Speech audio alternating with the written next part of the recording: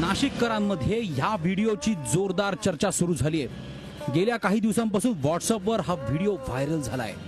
तसा हा व्हिडिओ बराच जुना आहे, मात्र सध्या पुन्हा एकदा हा व्हिडिओ सक्रिय झालाय।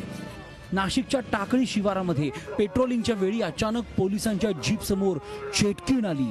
त्यावेळी पोलीस हवालदार बनसोडे यांनी हा चित्तथरारक व्हिडिओ काढल्याचं व्हॉट्सअपच्या माध्यमातून पसरवलं जात आहे।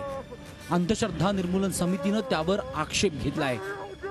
हा जो व्हिडिओ आहे तो प्रथमदर्शनी हा बनावट असल्याचं दिसतंय। आम्ही आत्ताच पोलीस उपायुक्तांना भेटलो आहे आणि या प्रकरणी सखोल चौकशीची मागणी आम्ही केलेली आहे। कारण हा जर व्हिडिओ खरा असेल तर आम्ही सत्य शोधन करू इच्छितो। दुसऱ्या बाजूने हा व्हिडिओ जर खोटा असेल, बनावट असेल तर तो पोलिसांच्या नावाने का स्प्रेड केला जातोय, पसरवला जातो, याची चौकशी पोलिसांनी करण्याचं गरजेचं आहे।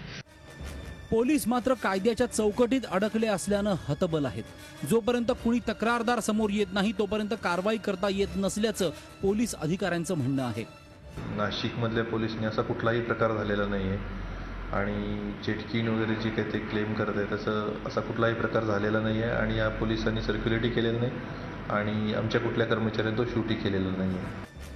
सुप्रीम कोर्टानं अभिव्यक्तीचं स्वातंत्र्य अबाधित ठेवण्याचा महत्त्वपूर्ण निर्णय दिलाय। त्यामुळे नेटिझन्समध्ये आनंदाचं वातावरण आहे। मात्र हा आनंद साजरा करताना प्रत्येकानं सत्सद विवेकबुद्धी शाबूत ठेवणंही तितकंच गरजेचं आहे। कारण असे खोटे व्हिडिओ आणि पोस्ट थांबवायला खाकी वर्दीच्या पोलिसांची नाही तर तुमच्या आमच्यामध्ये दडलेल्या सोशल पोलिसाची आवश्यकता आहे। मुकुल कुलकर्णी, झी मीडिया, नाशिक।